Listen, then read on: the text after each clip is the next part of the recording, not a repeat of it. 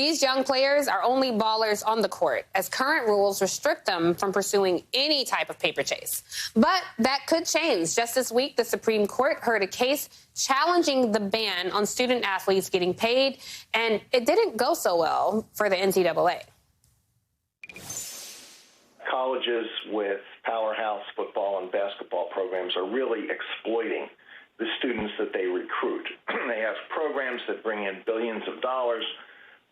As Justice Thomas mentioned, this money funds enormous salaries for coaches and others in huge athletic departments. But the athletes themselves have a pretty hard life. So the argument is they are recruited, they're used up, and then they're cast aside without even a college degree. So they say, how can this be defended in the name of amateurism?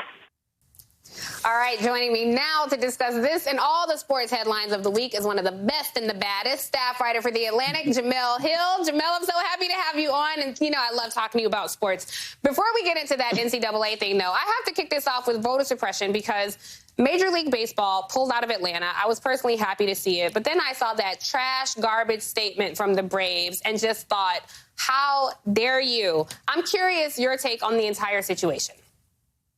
Well, Tiff, you know, I always love to spend my Saturday mornings with you, be it like this or when I'm just watching from afar. And excuse me if I'm a little flustered, but I'm still trying to recover from the fact that Dirty Ho was said, and I just was loving all of that. But anyway. To our friend Angela. Thanks to our friend Angela. Exactly, Angela Rye. Listen, I hope people understand what a bold step this is for Major League Baseball to make.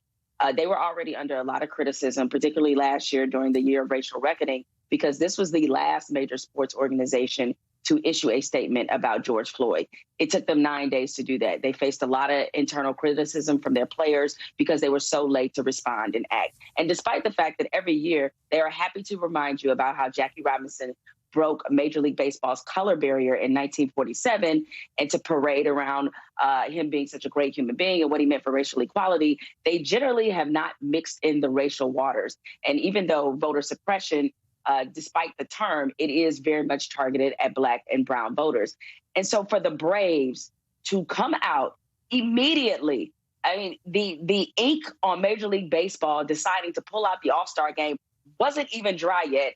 And here they come putting out a statement that you described so appropriately, that was trash. And given their history in particular, and especially with Hank Aaron being one of their most celebrated players, and knowing that one of his biggest reservations about coming to Atlanta was segregation, was the racism in playing for this organization, it was just despicable and a bad look by the Braves, particularly since the Miami Marlins and other organizations who want to be on the right side of history have since put out statements in full support about what Major League Baseball has done. Now what we will see is, will other sports follow suit and begin to pull major sporting events out of Georgia? Yeah, I mean, despicable and disrespectful. You know, somebody from the ATL, I remember going to those Braves championship parade. I think it was in 1991 they won, and I remember being at the parade, and it was just disappointing to, it sounded like Brian Kemp wrote that statement for them, to be honest. But a question that people have asked me on Twitter and in DMs about voter suppression is saying, look, if we want to stop this, then have, you know, college athletes say, I won't play for colleges and states where there's voter suppression, have professional athletes say, we won't come to states where voter suppression is enacted. Is that a realistic solution? Should we be laying the failure of democracy at these young people's feet? Or should we find these pressure points and keep applying pressure until we bring this kind of, you know, racist policy to a stop? It's unfair to ask unpaid labor, being the amateur athletes, to kind of stop what is the natural transition into their college careers, and some of them, of course, have pro aspirations. It's unfair to ask them to put that burden on them, even though I understand that when you want to talk about a major pressure point, yes, their decision to stop going to University of Georgia and other schools in the state, that would be huge. But nevertheless, I do think there is something to be said for strategic pressure. We have seen this blueprint of what Major League Baseball just did already work before. In 1991, the NFL announced that it was removing the Super Bowl from Arizona because Arizona refused to back a paid Dr. Martin Luther King Jr. holiday. We saw this just a couple years ago with the NBA when they decided to pull the All-Star game out of Charlotte over the controversial bathroom bill. For 15 years, the NCAA did not play championships in South Carolina over the Confederate flag. So I think these pressure points work because everybody loves to have major sporting events. They love for their city to get an influx of cash and an influx of good press, and they love the look of it. They love cool things happening in their city. And so losing a game, losing a major event is just enough pressure without making residents and citizens in those states completely suffer. People have to remember the All-Star game is a reward. It is not a right. The Braves play in Cobb County. And by the way, we don't want to talk about why they play in Cobb County, though. Nobody's ready for that. Talk about it. Exactly. Right? Exactly. So they're losing one game. The Braves still play there, all right? And as do the Dream and as do the Hawks. So it's not like people there are missing sports. There are plenty of other opportunities for people to make income, but it sends a specific message when you decide to pull these major events. And yes, we're looking at you, PGA, because the Masters is there. That's shortly. right.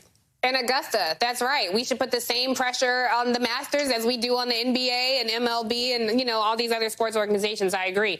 NCAA in front of SCOTUS. I have to tell you, here in D.C., Congress is now eyeing the NCAA. Some of their influence on Capitol Hill is waning. I just have a simple question. Will these kids who are clearly working hard and not getting any of the benefits, will they ever get compensated for their work as student athletes? I think this system is on the verge of breaking. And it was really interesting because Clarence Thomas, as you know, he is Mr. Hear no evil, see no evil. He spoke and everybody was exactly. Like, wait, what?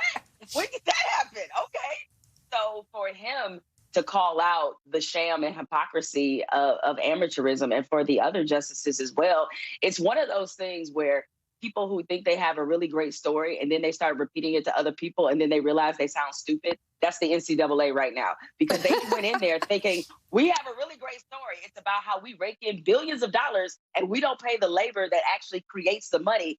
Don't you guys find that funny? And the Supreme Court was like, nah, actually we don't. We think that's stupid, as everybody else has for years. And so I'm really curious now, especially, you know, dealing with a conservative court where there are certain principles when it comes to the right to make money off your profession, that I think they believe in, that the NCAA is going to be in for a rude awakening. As it is, The athletes themselves are creating more of this conversation.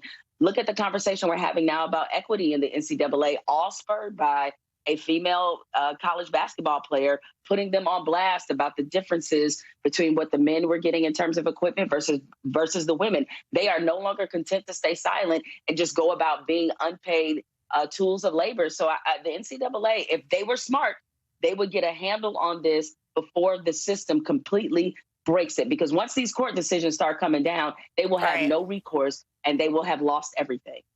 If they were smart, if it's doing a lot of work in that sentence.